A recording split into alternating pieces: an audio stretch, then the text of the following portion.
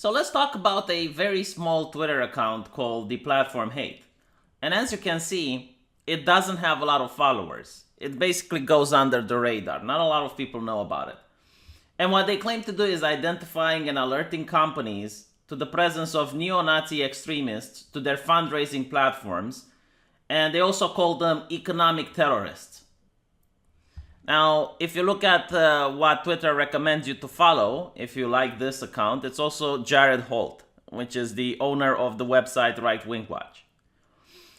And when you look at who else they retweet, it's Sleeping Giants. Now, this is the Twitter that is being sued by Breitbart because they are doing activism in order to try to scare the advertisers of Breitbart to stop advertising to them. And they're also the people who claim responsibility for Alex Jones being taken off social media. Again, like they have actually a big account with 209,000 followers. And they're all doing pressure, they're all cooperating in order to try to take people down from the internet that they don't like, to contact advertisers, to do this type of gay ops, if you will. So let's look at what the platform hate is doing. So they're tweeting this. Timeline, and there will be gaps of info we are holding back. Stripe a year ago, and notice how they tagged them, was Gab's only financial lifeline. Stripe General Counsel, Jay Ziegler, was warned about this months and months ago when Gab would have collapsed financially. They took no action. I want to point out that a couple of months ago, Gab was being profitable. It was making millions of dollars on their platform. So it was doing very well financially, and it was constantly growing. So if it's doing poorly now, it's not because of the free market. It's not because people just decide, oh, you know what, I'm going to stop using Gab. No, it's because of the pressure that's being placed on the companies like Stripe from people like the platform hate, as we're going to see in a bit. We worked with several journalists to expose that Stripe had talked post-Charlottesville about stopping the finance of neo-Nazis. They had said they would do better, and they hadn't. A year later, the stories are here doing more work than we could ever have. So this is 9 hours ago, right? Now, it's important to point out that they're referring to the synagogue shooter, who also has a Facebook account. And they're not attacking Facebook. You know, if you think about Elliot Rogers, he had a YouTube account. No one was attacking YouTube. This is not about having a consistent morality. This is not about applying the same standards to everyone. This is about maintaining ideological hegemony. You have the handful of companies in Silicon Valley that have the same terms of service and the same ideology that goes behind those terms of service, and they are never criticized. They are never under the scrutiny. Unlike other companies who have different terms of service, like Gab, for example. Gab allows free speech on its platform. And because of that, they have been under constant attack by people like the platform hate, by people like Sleeping Giants. And look how the attack goes, right? So after those stories was published, Jay Ziegler reached out after a year of pointing out how they were financially financing the violent alt-right. When they said they would do better after someone was murdered, they finally wanted to chat. So who is this Jay Ziegler guy? So apparently Jay Ziegler, husband, dad, Stripe General Counsel. Bad takes and stupid likes are my. So why is the Stripe General Counsel contacting this very small Twitter account that barely has any followers? And not only that, apparently he has to agree to conditions that the platform hate has. In this case, for instance, one of the conditions they had was that Gab had to go. So they actually say that this small little platform on Twitter that has a couple of thousands followers, as you saw before, when they talk with Jay Ziegler,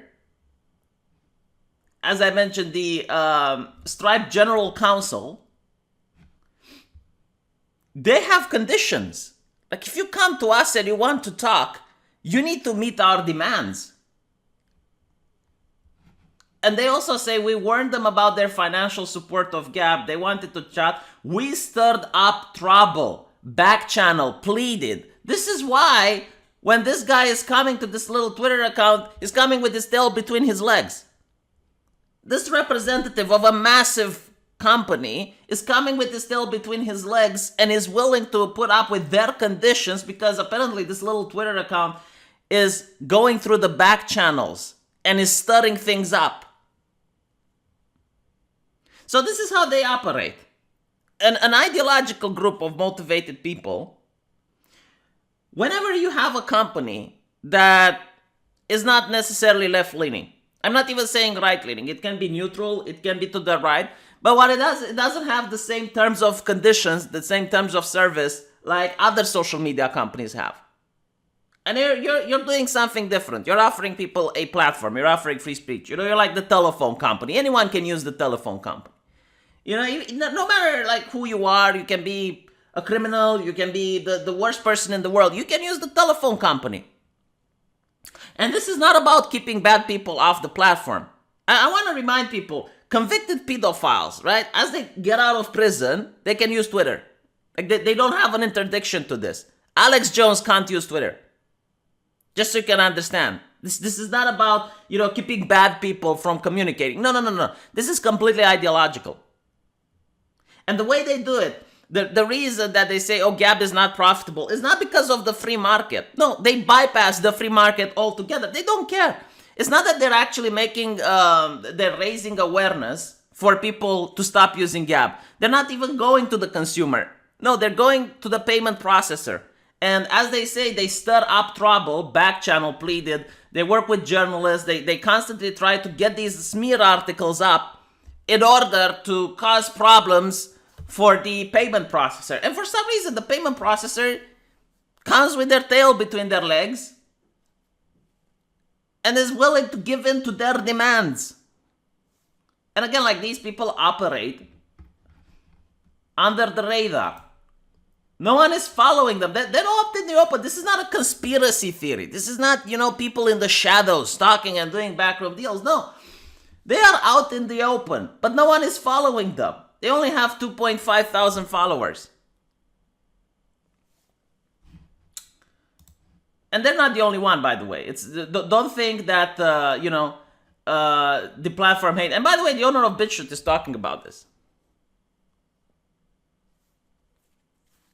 And, I came up with an idea last night. What I said, that there needs to be a competitor to PayPal. Because every website on the internet uses PayPal. But the problem is that, as I understand it, it's not actual PayPal that might be to blame, it's MasterCard. So MasterCard might be the one telling PayPal to deplatform people. And then the problem is, okay, so if you would have an alternative competitor to PayPal, then MasterCard would complain. The credit companies would complain. And if you would say, okay, let's have an alternative, credit to credit card companies, then the banks would probably complain. And they would stop doing business with you. So you'd have to get like an entire monetary system off the ground from zero, just so that you can have a payment processor, just so that you can get, an alternative tech website off the ground from zero. And even then, even if you would manage to do that, even if, let's say, you'd have your own bank that would support your own credit card company, that would support your own online payment processor, that would support your own alternative website or social media, even then you might have other people from the internet. You might have other companies that, like hosting domains, that are still going to mess with you. And this is not capitalism. What they managed to create, and I can't believe I'm saying this with a straight face, but it is the best comparison, is a medieval guild on the internet. That's what they did. It's a medieval guild. Where if you want to do business, you have to sign up with the guild. Otherwise, the guild was going to go after you. It is absolutely bewildering that this is happening in 2018, but anyone who reads history, read on medieval guilds, and then apply it to this situation, and you will notice the startling comparisons. Capitalism managed to end medieval guilds. Like economic people were against it. But now it seems they came back in this interesting form. I never thought I would see one in my lifetime, but here we go. If you want to have a website that has different terms of service than the ones the guild approves, the guild is going to go after you. Oh my god. Anyway, right. So what happens is that on their way they gave a bullshit excuse for why they were going to collapse Gab. When the slightest amount of online Nazi bullying appeared, they pushed the closing date back. Today, we still believe Stripe and Patrick are financing Gab. Final point. This has been months of active threats we flagged to Stripe about their propping up Gab. Today was awful. Gab had Atomwaffen organized and ended up in a horrible amount of murder. Atomwaffen is still organizing violence on Gab, financed by Stripe. There will be more violence. So here's like what they do, right? They threaten that the solution to end with Atomwaffen is to censor them off Gab. Atomwaffen is a far-right terrorist group. And here's the problem, right? If you take them off Gab, they still exist, you morons. You still have terrorists out there, but now you don't even know where they are. The authorities can't even find out what they're talking about. So yeah, you remove them from Gab, and they will just go somewhere else. Do you understand that there will be other websites on the internet that they can go to? You can't actually kill every single website out there. Eventually, they are going to go to the boards, and they're going to be anonymous. And even if you take them off the boards, they will go to IRC. They will go to other places where you won't see the conversation. This is not about Atomwaffen. They don't care about them. Because if they did, they would gather evidence about it and take them to the police. They would take them to the authorities. They would take them to the people competent in order to deal with this threat. No, they are using actual criminals in order to shut down a platform because they don't like it. This is just an excuse. I don't believe it for a second. And you know what? The Atomwaffen, they're on Twitter as well. They're on Twitter. What? Do you see them attacking Twitter? No, because Twitter is part of the online guild. Anyway, I thought people should know about it now. Listen, I'm a small channel. I don't expect a lot of views on this video. But if you find the information here compelling, what I would ask you to do would be to share it. Share it on your own Facebook page. Share it with other people so they can see what's happening. You know, anyone that cares about free speech and they care about the internet improving, they should actually try to share this, because you won't have the internet improving and having innovation as long as these people manage to operate in the shadows. Again, it's a very small account. Very few people even know about it existing.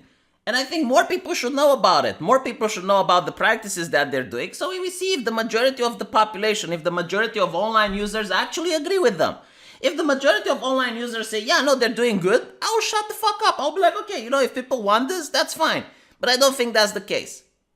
I think that everyone using Gab is going to suffer because these people just took away their platform.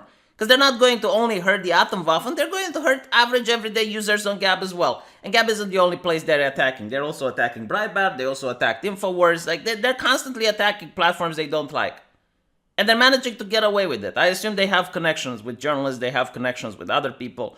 You know, when they say we were doing backroom deals and we were hurting people, that's causing problems. Sorry, not hurting people, causing problems. That's what they're doing. I mean, I'm really bewildered by their influence. If you have a major representative of Stripe coming with their tail between their legs saying, oh, we're willing to do demands.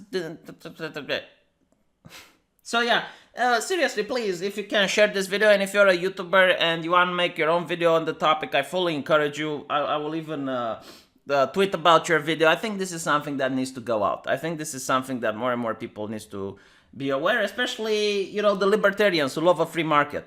This is not a free market.